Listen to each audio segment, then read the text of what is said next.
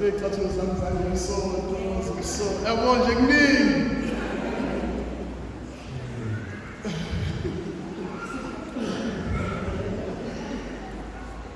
bazalwane akukuningi mhlambe amaphuzu enginawo awu-15 nje kuphela ebese ngidlala phansi nangakanje emjaheni lawazi ngithanda ukuba sizindle ngevangeli esithe salizwa ivangeli ngokuloba kukaJohanesi umpostoli. uJohanesi uyasilandisa ngokuthi kwakunomkhosi eJerusalema. So babenyuka beya eJerusalema beyokhuleka emkhosini. Akasitsheli ukuthi umkhosi kwakowobani, kodwa sitshela kona ukuthi kwakunomkhosi eJerusalema. So mangabe benyuka beya eJerusalema, uthi phakathi kwalabo ababenyukela eJerusalema kwakukhona nabezizwe. Lokhu ngesilungu esithi ama-Gentiles. Ivangeli lesilungu esifundile ekseni lithi kwakukhona amaGriki. So laba abezizwe bayanyuka bayakohlanganyela emkhosini wamaJuda eJerusalema, kepha bona abawona amaJuda. Mhlawumbe ingakho uvangeli esicacisa lokho ukuthi phakathi kwabo kwakukhona nabezizwe esingathi okwakungafanele emehlweni abantu ukuthi babe khona.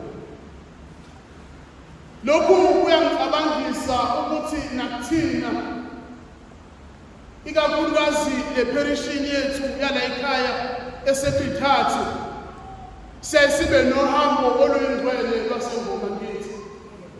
Kulolu hambo esiba nalo mnyaka yonke swengewona amakatholika kuphela.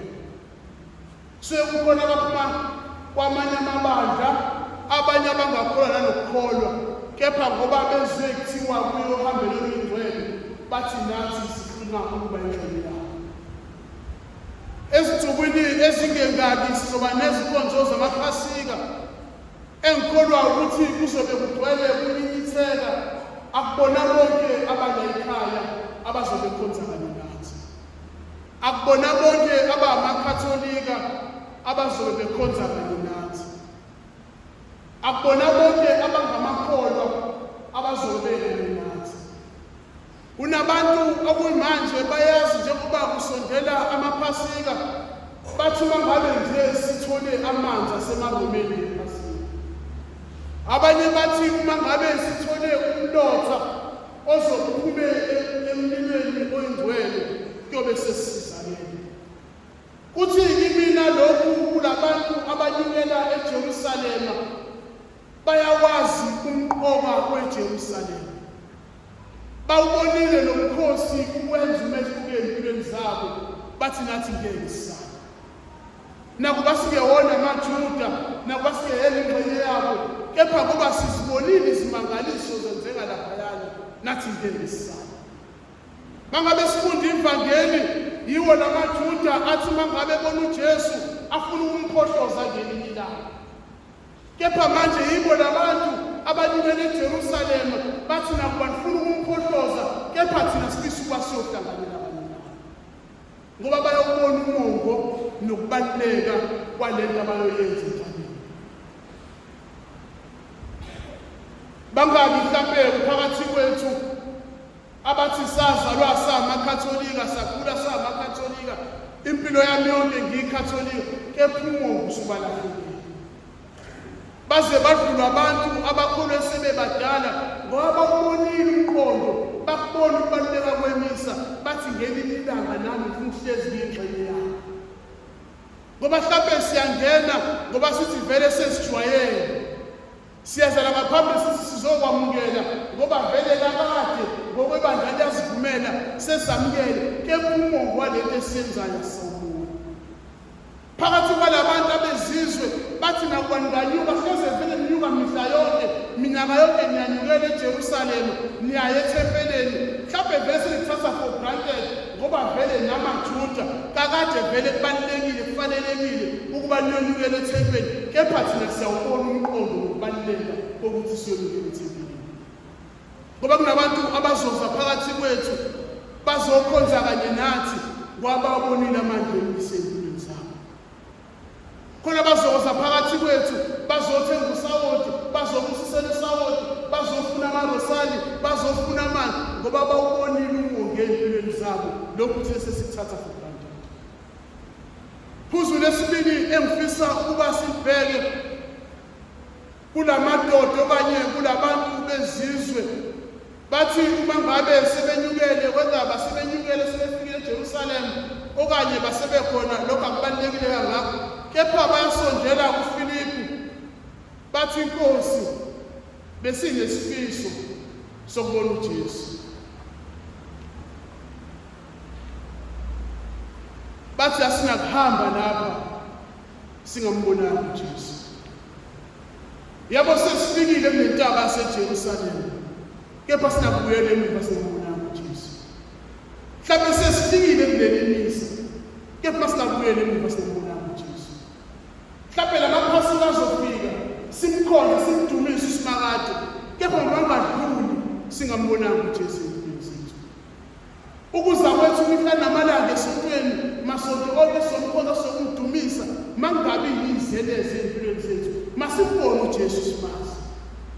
Nathi masibe nokulangazelela njengoba labantu bezizwe abathi ngeke sithi sesifikile bese siphindele emuva silambathi. Uyayathi mangabe ekhule umakholoka ebusisa amavizitha athi labantu babuNkosi abafika emzini wakho ezimangaliso mabangabuyele emuva belambatha, kuze kuthi kumina angithi maningabuyele emuva ningambonanga uJesu. Ukuthi mangavuka ukubanda kunenza sithi somdumisa sizokumkhonza, kepha siphinde emuva ngoba simazanga uJesu. Hleze nathi enhlizweni zethu kumele sibe nokulangazelela kwalamaGriki kwalabantu bezizwe abathi yebo sesifikile eJerusalem, yebo sesifikile esidikhathi, kepha masingabuyele emuva singambonanga uJesu. Iphuzu elesithathu engifisa ukuba sibuke ilamadoda amabili abafundi bakaJesu, uFilipi noAndreya. Bayafika labantu beza kuFilipi bazomcela bathi wethesi awuzama sifuna ukubona lathi, bathi sifuna ukubona uJesu. Zimbili izinto engifisa ukuba sizibuke uFilipi benoAndreyas. Oqala uma ngabe labantu beza kubona bethi banesifiso sokubona uJesu, ababi isiphazamiso empilweni zabo, ababi isivimbezelo ekutheni uJesu bangamboni okanye bambone. Hleze kunabantu abeza enkonzweni bezodumisa, kepha bambona uJesu ngenxa yabo, esiphenduka izivimbezelo ukuthi abantu bambone. Hleze kunabantu abenza bezokhonza nathi bahamba umoya befuthukile bethi Nkosi angiyibonanga, angikwazanga nokudumisa nxa sibambana. Mhlawumbe kunabantu asebeze bashiya nasepheshini yethu ngenxa yami nawe indlela esiziphatha ngayo ngesenzo ngayo. Mabefika labantu kuFilipi bethi sifuna ukubona uJesu, abaphindise ngoba bathi ngeke ngibone bona amaJuda, abasho ukuthi ngeke ngibone uJesu, bakade vela nona amakatholika hlalani ngaphandle. Ngeke niwathole lamanzi, bakade vela bebusisela thina amakatholika, ngeke niwathole. Ngeke niwuthole lo mlotha vele ukuwenzelwe thina, hlalani ngaphandle vela nikhonze nathi. Mhlawumbe baningi abantu esibasusile enkosini bazi baphinde emuva bengambonanga uJesu, kepha benethemba lokuthi ngwavele labantu bangamakholwa ibona bazosondeza kuJesu, ibona bazosisa kuNkulunkulu, kepha kube thina sibavumezelayo. Iphuzu lesibili engifisa ukuba sibuke ngoFilipi benoAndreyas, bathi mangabe sebezizwile isicelo salabantu bezizwe okanye amaGriki ebese bayasithatha bazibuyisele kuJesu.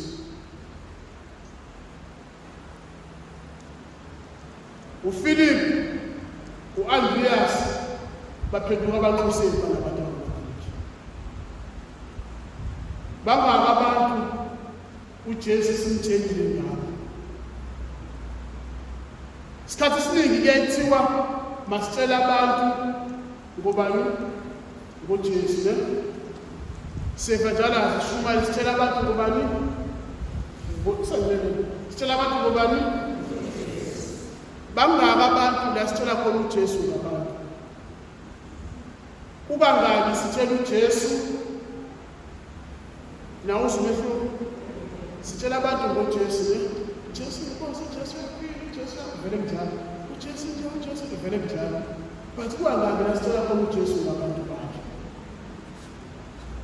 Ubangaki la uma ngabe senza isicelo zamamisa ebese senza imisa lesibomu sicelela abantu bakaNkulunkulu ukuthi yebo Nkosi mina ngiphila kahle, yebo Nkosi ngitholile umsebenzi, kepha kungebonelela ngosibani bami. Ukuthi yebo Nkosi mina emzini wami sihlala kahle, sinokuthula, kepha kungehambela yini ekhaya labosibani bami ekungeke ukuthula khona.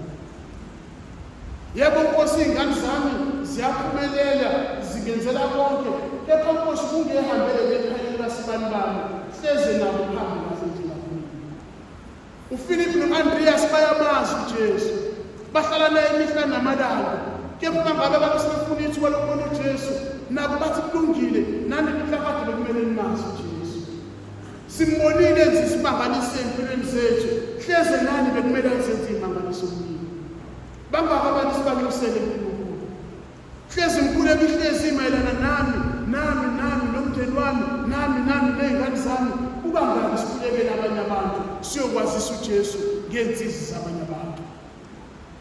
Ubangaki sinikele lathini siyotshela uJesu ngokulangazelela kwabantu abafisa ukuba bambone. Ubangaki sitshela uJesu ngabantu abangamazi ukuthi inkosi zambule kulaba bantu, hleze nabo bakwazi bakudumise. Phuzu lesine nelokugcina engifisa ukuba sibuke. Isikhathi esiningi uJesu uma ngabe enza okuthile okanye bemnxenxa ukuba enze okuthile, isibonelo emshadweni wasekhani, uyafika unina uMaria uthi selephelelwe iwayini, athi uJesu uyathi nobantu uyathi uJesu Maria amsezwa uthi mama ngena kokwablesi, athi nomunye washona kwaphela benza njani lapho ngemuva. Athi uJesu athi isikhathi sami singafika, athi the hour is not come. Namhlanje hlephele lesilungu lisibeke kahle ekseni, uma ngabe uJesu ephendula uPhilip noAndreas athi the hour has come for the Son of Man to be glorified. Athi isikhathi sesifika. Kungikhumbuza amazwi kaIsaya athi when the time is right, I the Lord will make it happen. Ngoba isikhathi sikaNkulunkulu siyafika. Ngoba isikhathi sikaNkulunkulu sizafika. Ngoba ihora likaNkulunkulu lizafika. Hlezi abanye ngathi mangabe kuphela lamaphasika lenkathi yokuzila, bathi inkosi isikhathi sami sesifika. Ayazathi omunye umuntu lo nyaka wami wasithi sikhambela kahle ngempela. Uthi ngoba isikhathi sakho sesifika. Angene ngabo amakofa ne uzibuza yini? Izwakama ngaba kufarisha umsebenzi, kufarisha position, ngoba isikhathi sakho sesifika. Sithi isiZulu nakamzanyane ngelinye ilanga uzokhala. Nalapho lingeke iqhude khona, kepha kuzakusa. Ngoba ngelinye ilanga isikhathi safika.